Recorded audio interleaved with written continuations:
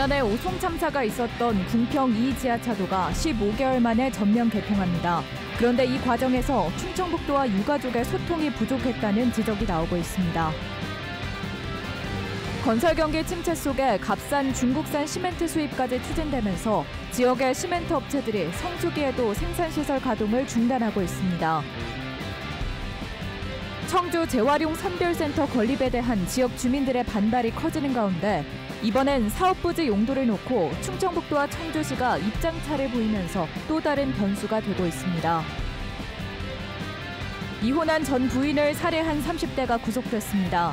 이 남성은 이혼 전부터 부인을 상습 폭행하고 상해죄로 재판까지 받은 것으로 드러났습니다. 네, 시청자 여러분 안녕하십니까? 계속해서 MBC 뉴스투데이 충북입니다. 궁평 2 지하차도가 참사 15개월 만에 다시 전면 개통을 앞두고 있습니다. 안전성 지적을 받았던 충청북도는 보강 작업을 마치고 오는 31일 밤부터 왕복 4차로를 열기로 했는데요.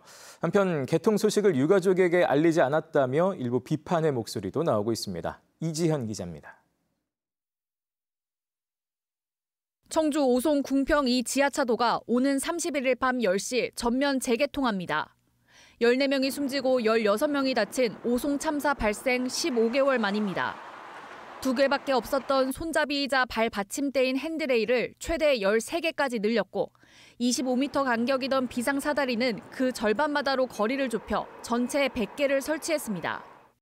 고리 형식으로 쉽게 열 수 없다는 지적을 받은 인명 구조함도 자석으로 바꿔 이렇게 당기기만 하면 됩니다. 참사 당시 재구시를 못한 배수펌프는 비상 전력 장치를 더해 전기가 끊겨도 돌아가게 했습니다. 안전시설은 더 과하게 설치했다고 말씀드릴 수 있습니다. 정리하고 그러면 10월 31일 밤 10시에 개통 예정입니다. 하지만 이번에도 유가족은 개통 소식을 언론 보도로 처음 알게 됐습니다. 애초 전면 재개통 전에 참사 피해자들에게 먼저 공개하는 방안을 검토한다고 했지만 지난달 부분 개통은 물론 이번에도 미리 알리지 않았습니다.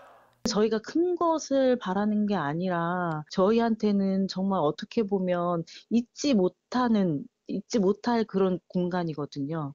이제는 그냥 외면하는 것 같아요, 저들은. 시민단체는 충청북도가 참사 피해를 외면하고 있다고 비판했습니다. 유가족과 소통하려는 노력 없이 흔적 지우기에 급급하다는 겁니다. 추모 공간이나 트라우마 센터 등 참사 관련 대책 논의는 유가족 쪽에서 연락이 없다는 이유로 중단됐습니다. 유가족들의 이제 회복을 위한 노력들을 더욱 기울여야 하는데 충북도는 그런 부분들을 하나도 찾아볼 수가 없고. 시민대책위와 유가족, 생존자협의회는 김용환 충북지사와 면담을 요청했지만 아무런 답도 받지 못했다고 밝혔습니다. MBC 뉴스 이지연입니다.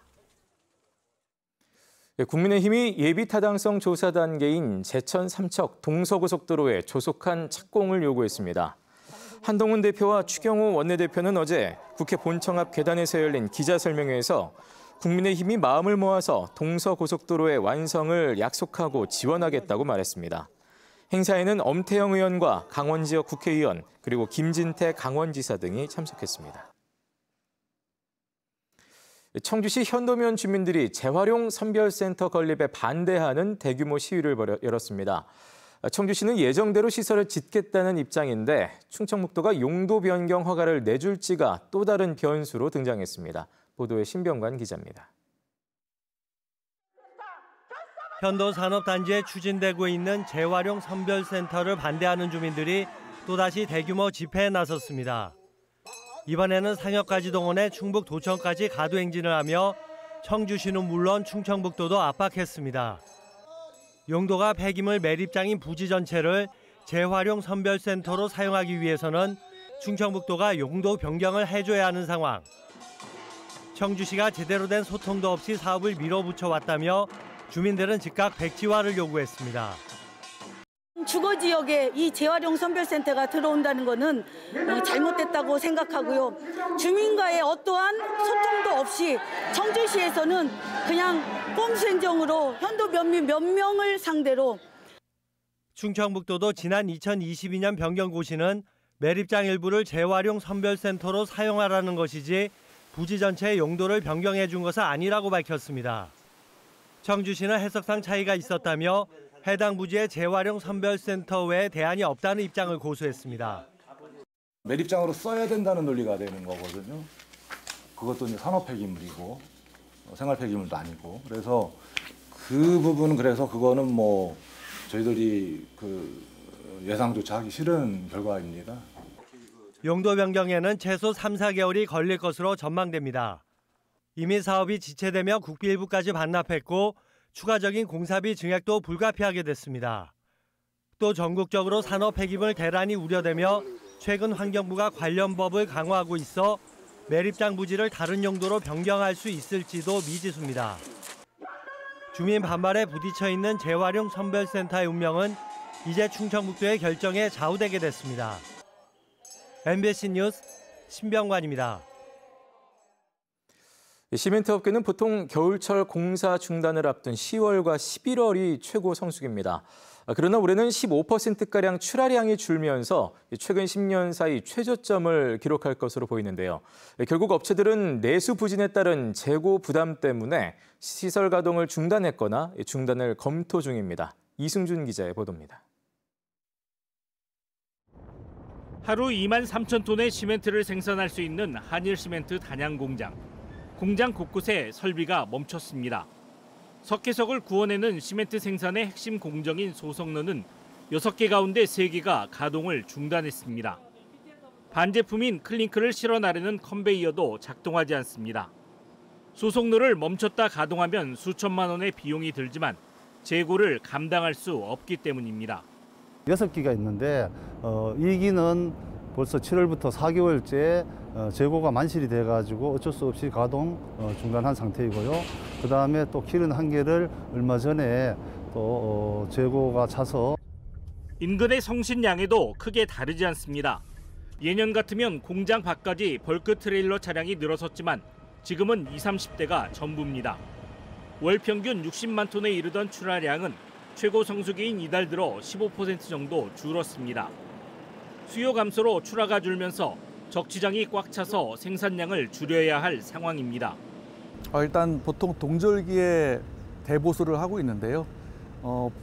동절기 대보수 전에 좀 더 일찍 가동을 좀 더 중단을 시켜서 재고 밸런스를 좀 조정하는 작업을 현재 좀 준비를 하고 있습니다. 최근 시멘트협회가 발표한 수급 전망에 따르면 올해 3분기까지 시멘트 출하량은 3,222만 톤으로 지난해 같은 기간보다 13% 감소했습니다. 올해 전망치도 4,400만 톤으로 최근 10년 동안 최저점을 넘어 IMF 수준까지 떨어질 가능성도 있습니다. 시멘트 출하량의 감소는 오랜 건설 경기 침체가 원인으로 꼽힙니다. 건설 수주액과 착공 면적, 주택 인허가 등 선행 지표들이 계속 하락하고 있습니다. 정부의 적극적인 경기 부양 정책 등에 따라서 상승세로 전환이 됐지만은 예전 수준으로 단기간 내에 회복하기는 쉽지 않을 것으로 예상되기 때문에 감소할 것으로 예상하고 있습니다. 내년 전망도 밝지 않습니다. 최근 정부가 산업용 전기요금 10.2%를 올리면서 전기료가 차지하는 원가 부담은 20% 중후반까지 올랐습니다. 연료로 사용하는 유연탄 대부분을 러시아에서 들여오는 상황에 최근의 국제 정세는 불투명합니다. 중국산 시멘트 수입 추진 등 가격이나 압박까지 받는 가운데 시멘트 업계의 고민이 커지고 있습니다. MBC 뉴스 이승준입니다. 충북 학교 비정규직연대회의가 임금 교섭이 타결되지 않을 경우 오는 12월 6일 총파업을 하겠다고 밝혔습니다.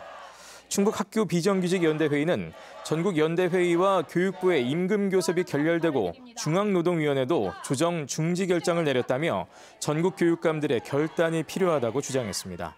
한편 학교 비정규직연대회의가 최근 쟁의행위 찬반 투표를 한 결과 조합원 투표자의 93.2%가 파업에 찬성했습니다.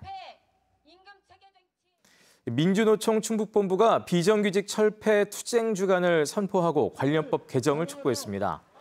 민주노총 충북본부는 어제 충북도청 앞에서 기자회견을 열고 충북 지역 임시직과 일용직 증가율이 전국 1위인데 노동시간이 길고 고용이 불안하다고 주장했습니다.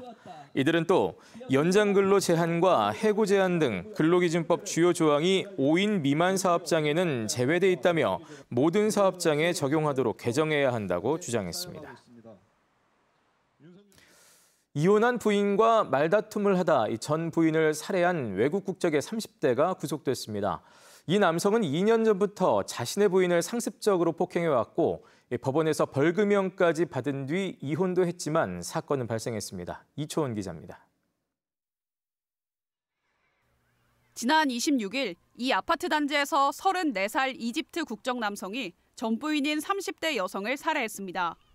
이 남성은 범행 후 피해 여성 가족에게 전화를 걸어 범행 사실을 알렸고 가족들이 경찰에 신고해 40여 분 만에 경찰에 긴급 체포됐습니다. 30번이 뭐 옷 입고 다 있었는데 그러니까 뭐 사건 터진 겁니다. 영장 실질 심사를 위해 법원에 출석한 이 남성은 취재진 질문에 별다른 답을 하지 않았습니다. 왜 그러셨어요? 피해자들한테 하실 말씀 없으신가요? 이 남성은 경찰 조사에서 아이들과 캠핑을 가자고 했는데 여성이 거절해 우발적으로 범행을 저질렀다며 모든 혐의를 인정했습니다. 알고 보니 이 남성은 2년 전 피해자를 폭행해 상해죄로 검찰에 송치됐고 재판까지 받은 전력이 있었습니다. 당시에는 벌금 70만 원을 받았는데 가정폭력 재발이 우려돼 가장 높은 A등급으로 경찰이 관리해 왔습니다. 하지만 이 남성의 괴롭힘은 이어졌습니다. 이 여성은 지난해 2월엔 스토킹 혐의로, 한 달 뒤에는 주거 침입 혐의로 남성을 2차례 더 신고했는데 경찰 조사에서 처벌을 원치 않는다고 밝혀 사건이 그대로 종결됐습니다. 이후 지난해 10월 이혼하면서 올해부터 경찰 관리 대상에서 제외된 상태였습니다. 경찰은 이 남성을 살인 혐의로 구속했습니다. MBC 뉴스 이초원입니다. 교통사고로 도로에 쓰러져 있던 사람을 화물차로 들이받아 숨지게 한 뒤 현장을 벗어난 70대가 실형을 받았습니다. 청주지방법원은 지난해 10월 증평군 증평읍의 한 도로에서 선행사고로 쓰러져 있던 50대를 차로 들이받아 숨지게 한 71살 김모 씨에게 징역 2년 6개월을 선고했습니다. 법원은 피고인이 주의했으면 충분히 사고를 막을 수 있었고 사고를 낸 사실을 인식하고도 구호 조치 없이 도주해 죄책이 무겁다고 판시했습니다. 딸기는 보통 11월 말이 제철입니다. 그런데 충남 논산에서는 벌써부터 딸기가 나오고 있는데요. 최첨단 농법으로 예년보다 한 달 빨리 딸기 수확이 시작됐습니다. 그 현장을 대전 MBC 김광현 기자가 다녀왔습니다. 빨갛게 익은 딸기가 주렁주렁 달렸습니다. 작업자가 알맞게 익은 딸기를 골라 조심스러운 손길로 수확합니다. 이달 중순부터 수확이 시작돼 지난주부터 본격 출하됐는데 평년보다 한 달 가까이 앞당긴 셈입니다. 꽃이 빨리 필 수 있는 환경을 만들어 열매를 빠르게 맺도록 하는 초촉성 재배 농법입니다. 기온이 높은 7, 8월에도 육묘시설의 기온을 25도보다 낮게 유지하고 햇빛이 드는 시간도 조절하는 방식입니다. 히트펌프와 또 암막 커튼을 활용해서 화합분할을 바로 빠르게 앞당길 수 있도록 유도했다고 하는 딸기 산업 유통 또 경쟁력을 확보할 수 있다고 하는데 크게 기여를 하게 됩니다. 조기 출하하는 만큼 수량이 많진 않지만 그만큼 가격대가 높아 농가 소득을 올리는 역할을 합니다. 심기는 뭐 한 15일 정도 일찍 심지만요. 실제로 수확을 할 때는 한 달 정도 빨리 수확을 하는 게 있거든요. 공판장에 출하를 했을 때도 보면 평상시에 그 평균가보다 거의 2배 가까이 높게 받아요. 지난해 2만 8천여 톤을 수확하는 등 전국 17.8%의 점유율을 가진 논산 딸기. 논산시는 앞으로 좁은 면적에서 많은 딸기를 수확할 수 있는 다단 재배 기술 등을 활성화해 농가 소득 창출에 힘쓸 계획입니다. MBC 뉴스 김광현입니다.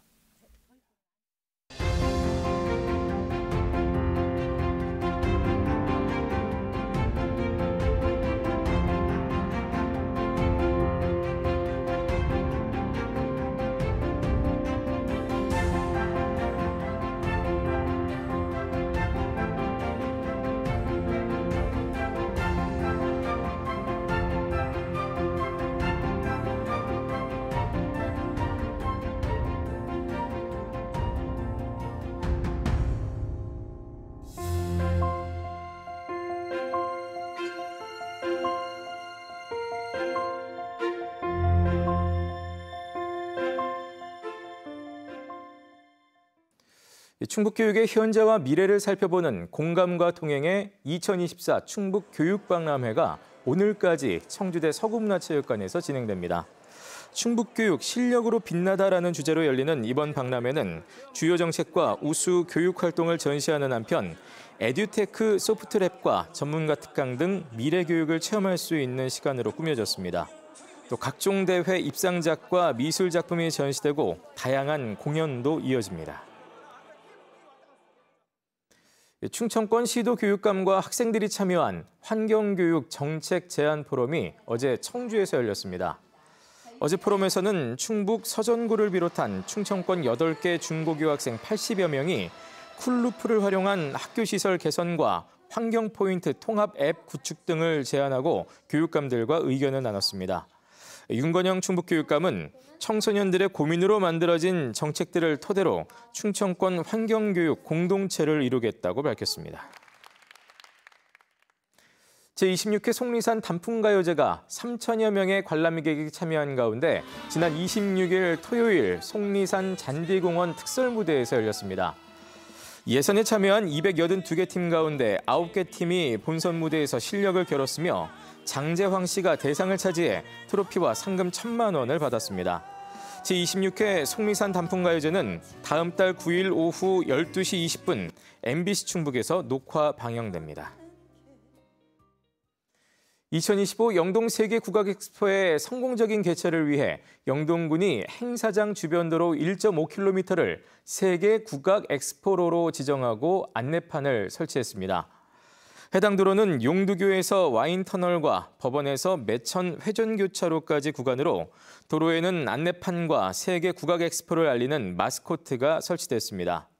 한편 2025 영동 세계국악엑스포는 내년 9월 12일부터 10월 11일까지 레인보우 힐링관광지 일원에서 열립니다. 청주시 시설관리공단을 공사로 전환하는 방안이 검토됩니다. 이범석 청주시장은 청주시가 100만 도시의 잠재력은 있지만 사업들이 속도를 내지 못하고 있다며 청주시가 자체 사업을 직접 추진할 수 있도록 시설관리공단의 공사화 방안을 검토하라고 지시했습니다. 네, 뉴스를 마칩니다. 고맙습니다.